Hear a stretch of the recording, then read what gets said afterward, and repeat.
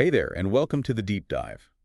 Today, we're embarking on a journey into a topic that touches nearly every single one of us at some point, navigating life after a breakup. Mm. Whether it's a fresh wound or an old ache, the end of a relationship can feel like an emotional earthquake, leaving you disoriented, uncertain, and, let's be honest, pretty raw.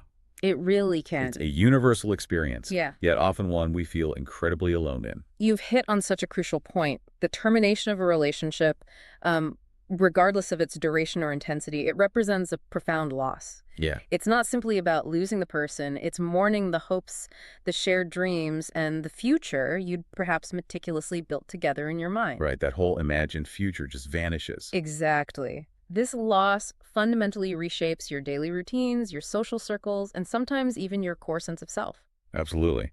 And our mission in this deep dive is really to equip you with a roadmap. We've gathered a stack of insightful research, expert analysis, and some candid personal stories. Good stuff. We want to move beyond just surviving the storm of heartbreak and actually show you how to truly thrive. We're going to unpack the emotional, the mental, and even some surprising physical realities of this process Mm-hmm. and arm you with concrete, practical strategies to cope, heal, and move forward in a genuinely healthy way. Sounds like a plan. So let's dive straight into the immediate aftermath. For most of us, that initial emotional punch of a breakup hits like a physical blow. What's actually happened to us emotionally when our world suddenly shifts so dramatically? It's a complete emotional tempest, really. Mhm. Sources like the University of Colorado Boulder highlight that it's entirely normal to find yourself cycling through a huge range of feelings. Like what kind of feelings? Oh, profound sadness, definitely. Resentment, flashes of jealousy, regret, and, sometimes even a surprising sense of relief. Relief, yeah, that can feel confusing. It can. But what's critical here is understanding these aren't just random emotions. They're all natural components of a grieving process. Allowing yourself to actually experience them without judgment is foundational to healing. So don't fight them. Exactly. Right. In fact, trying to push these feelings down or ignore them can often make them more intense, or cause them to resurface in unexpected, unhelpful ways later on. That makes so much sense. It's like trying to hold a beach ball underwater. It Yep. just keeps popping up with more force. That's a great analogy. And what's truly fascinating, you mentioned the physical side earlier. Yeah. Sometimes this emotional pain isn't just a metaphor. It can manifest physically. Could you elaborate on that? Indeed. We've all heard the phrase broken heart, right? Well, there's a real medical condition called stress-induced cardiomyopathy. Wow. Yeah, it's often referred to more commonly as broken heart syndrome. Johns Hopkins Medicine explains this is a rapid, usually reversible weakening of the heart muscle, Triggered by. often triggered by intense emotional or physical stress, like a breakup. Now, it's distinct from a typical heart attack that's usually caused by artery blockages. And the good news is most patients recover fully, often within days or weeks without lasting damage. But, and this is vital, if you experience any heart attack-like symptoms, you absolutely must call 911 immediately. Definitely. Don't self-diagnose. Never. But it's just a powerful reminder of how deeply connected our emotional and physical selves truly are. Wow. So our bodies really do keep the score. Yeah. And that leads us to another important consideration.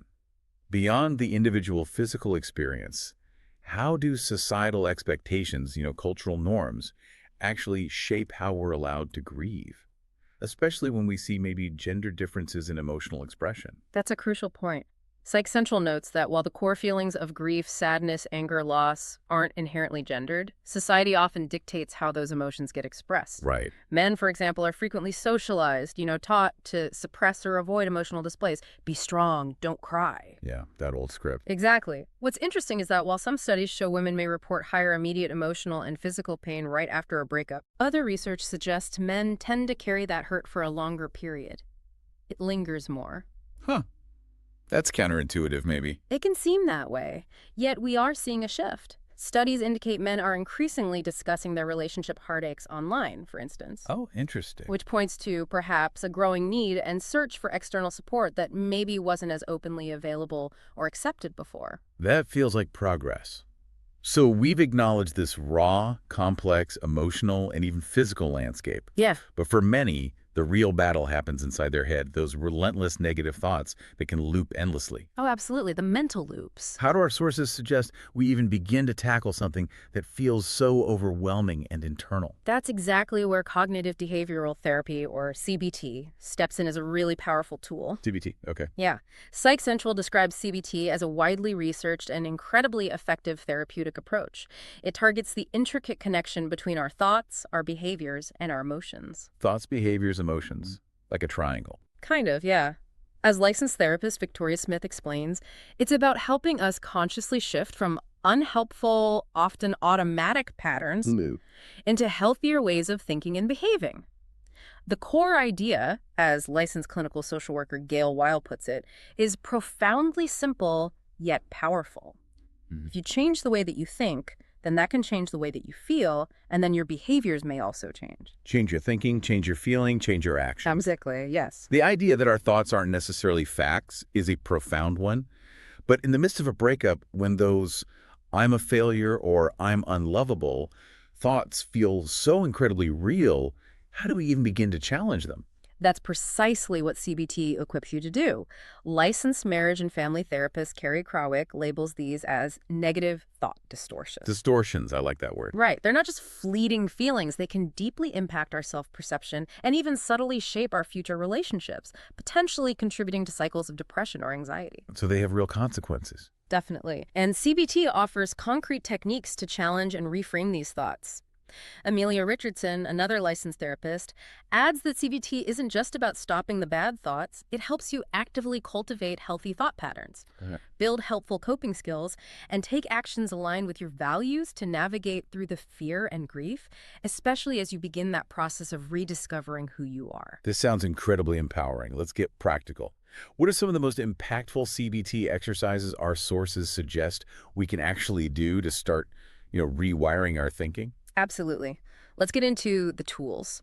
Our sources highlight several excellent techniques, and we can maybe zero in on a few key ones to really illustrate their power. Great. So, first up, cognitive restructuring, or just reframing negative thoughts. This is foundational. Okay, how does that work? Well, once you start to spot those unhelpful thought patterns, maybe through journaling, which Gail all notes helps you express thoughts and notice emotions productively. Right, getting it down on paper. Exactly. Once you spot them, you actively work to shift them. For instance, instead of that crushing thought, "I'll never be good enough," Yeah. Victoria Smith suggests reframing it to something more like, "Okay, I'm noticing a scary thought about being alone. I don't know what the future looks like, but I know right now I'm feeling lonely, and maybe I need to reach out to a friend for support." So acknowledging the feeling, but shifting the narrative. Precisely. Or, as Amelia Richardson advises, replace "I should have known better" with something like "I was doing the best I could with what I had at the time." You have to remember, breakups are learning processes. They're not ultimate failures. That's a really important distinction. Okay, what else? Another really practical one, especially if you're drowning in negative self-talk, is the 5.1 ratio exercise from Carrie Krawick. 5 to 1. Yeah. For every one negative thought you identify, you consciously come up with 5 more neutral or even self-compassionate statements. Okay, give me an example. So if you catch yourself thinking, "My partners always leave me," that kind of catastrophic thinking, you might counter with, 1, "I did not give up on the relationship." 2, "I am proud of how deeply I loved." 3, "I would rather be with someone who wants to fight for our relationship." 4, "My partner and I ultimately were not compatible." And 5, "I know this is hard for my partner too." Wow, that really shifts the balance.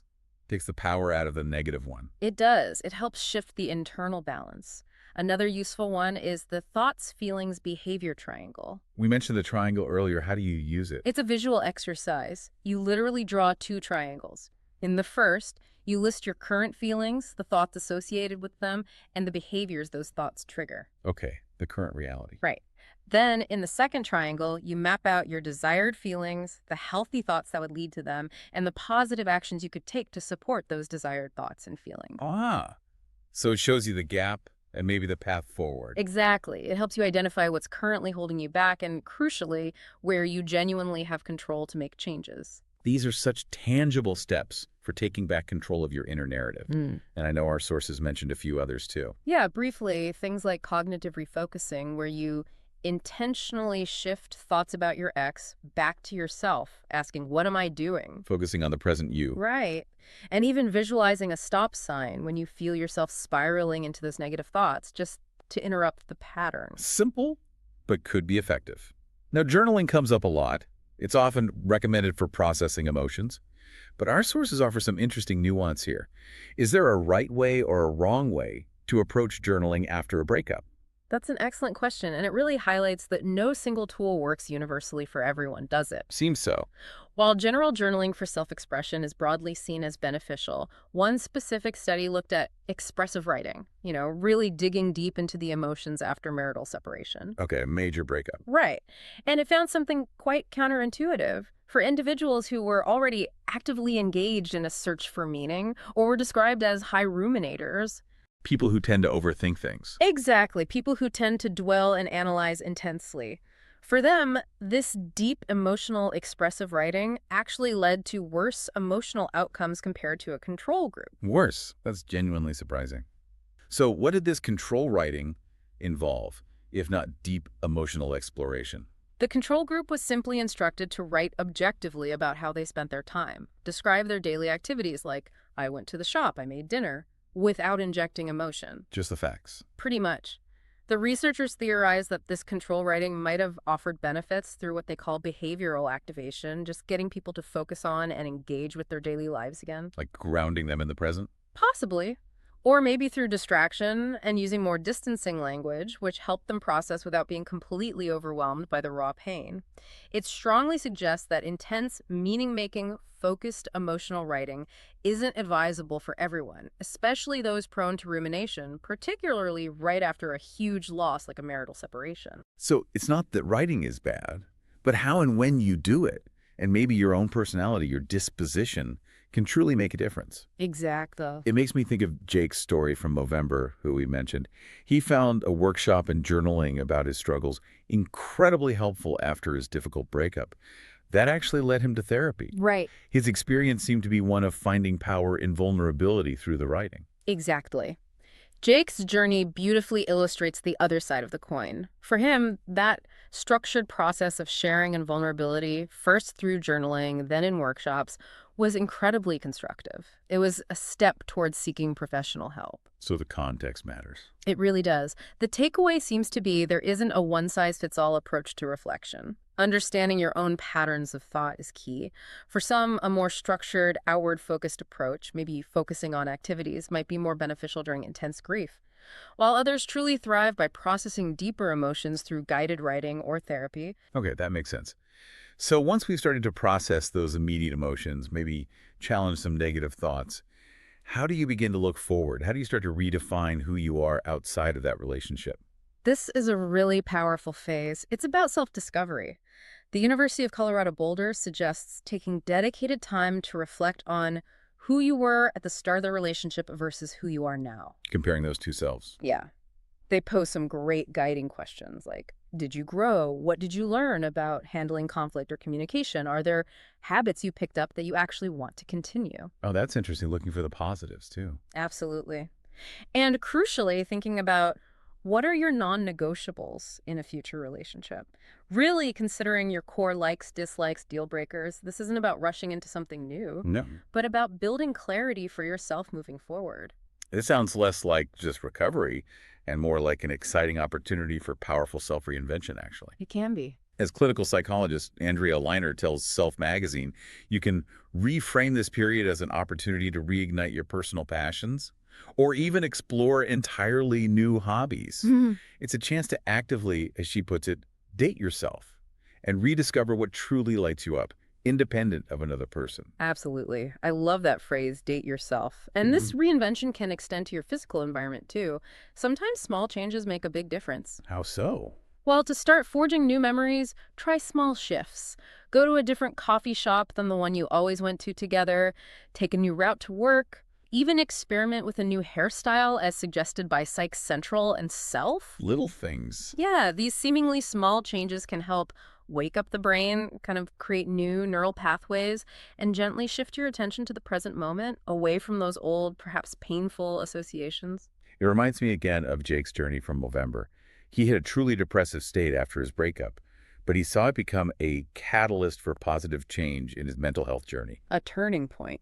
Exactly. He realized there's so much power in vulnerability, sought therapy and medication, and actively worked to rewire his automatic responses, replacing anger with curiosity and empathy. His personal mantra, value in suffering, and his feel something tattoo. Wow, they really speak to this profound transformation from loss to self-discovery. It's a powerful story. Truly.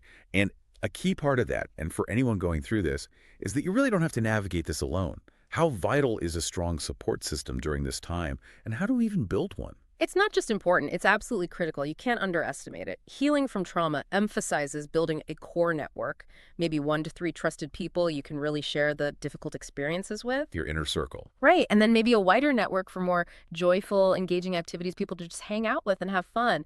Friends and family offer invaluable perspectives and just emotional scaffolding. Yeah. Movember Speakeasy workshops are a fantastic example of actively building those skills, helping men specifically build skills for social connection and support. And Jake, in his story, found solace in connection in unexpectedly deep conversations with strangers, Yeah, sometimes that happens. which ultimately gave him the courage to open up to his own dad for emotional support, a relationship he hadn't fully leaned on in that way before. It shows support can come from unexpected places. Absolutely. Yeah. And what if that support isn't quite enough? Or if things start to feel really overwhelming?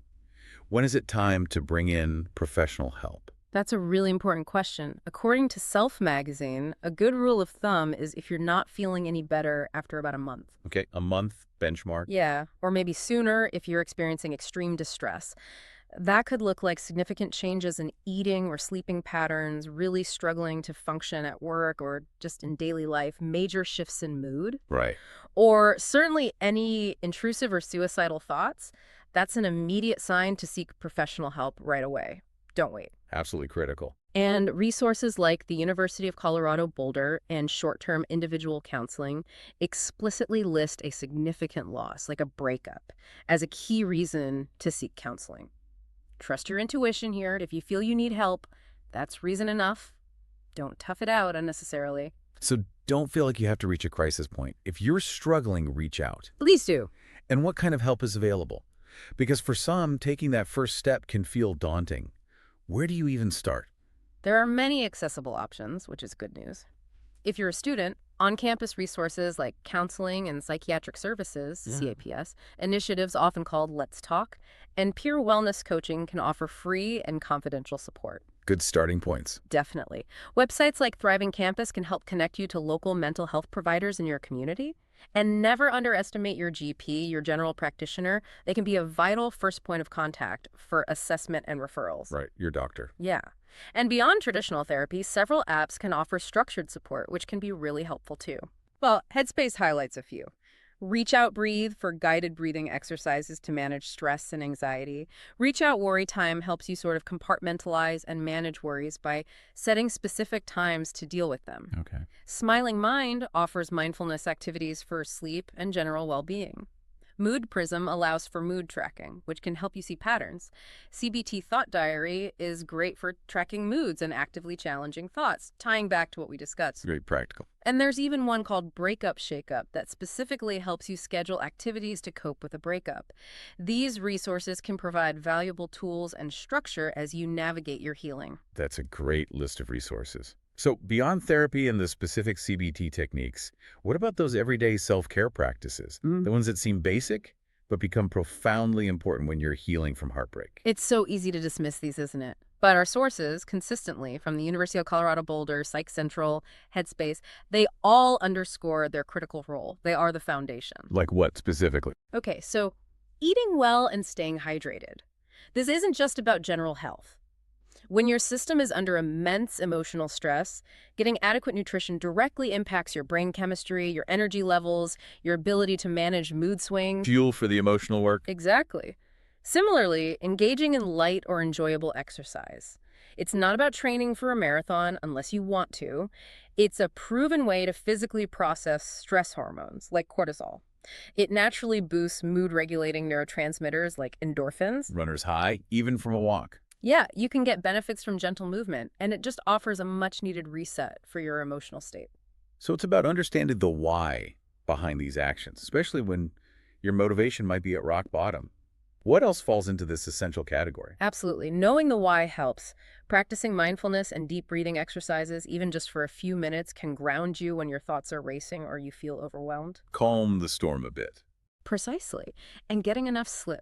I can't stress this enough. It is absolutely paramount for mood regulation, concentration, and overall resilience. Sleep deprivation will make every single other challenge feel 10 times harder. It really does. Beyond that, intentionally doing things that bring comfort. Listening to music you love, spending time with pets, that unconditional affection can be incredibly healing, or immersing yourself in nature. Just being outside. Simple pleasures. Simple, powerful pleasures. And don't underestimate the power of engaging in creative activities. Drawing, writing, music, crafting, whatever it is for you. They provide an outlet for complex emotions and help you rediscover joy and flow. These practices are truly foundational. But I know for many, when the pain feels overwhelming, there's often a strong temptation to turn to other things, to just numb that ache. That's such a critical point, and one our sources highlight emphatically. Try your best to avoid recreational substances like alcohol and drugs. The quick fix temptation. Exactly. While they might offer a fleeting sense of temporary relief, Psych Central and Headspace are really clear. They can make things immeasurably worse in the long run. How so? Well, they impede genuine emotional processing. You're just delaying the inevitable. They disrupt sleep, which we just said is crucial, and they can severely impact both your mental and physical health, potentially leading to dependency or other problems. So it hinders actual healing. Absolutely. True healing requires facing and working through emotions, not constantly avoiding them. And alongside that, remember that taking breaks throughout your healing journey and just being gentle with yourself is just as important. This whole process takes a tremendous amount of energy. Give yourself grace. That's such important advice. Be kind to yourself. Yeah. So we've covered a remarkable amount of ground today, from truly understanding the raw, even physical impact of a breakup, to harnessing powerful CBT tools for rewiring your thoughts, and navigating the nuanced role of reflective practices like journaling. We've also explored how vital it is to reconnect with your authentic self and build that robust support network. Yeah, we covered a lot, and I think the consistent message from our sources is this. Your healing path is utterly unique.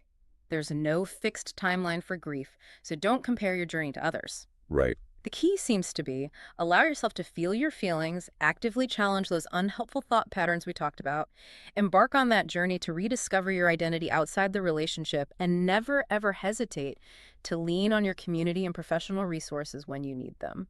It sounds like a solid path forward. Yeah, and as one expert beautifully put it, the more you accept and work through the grief process with honesty, the more you will be able to see the wave coming. And I know there are calm seas ahead.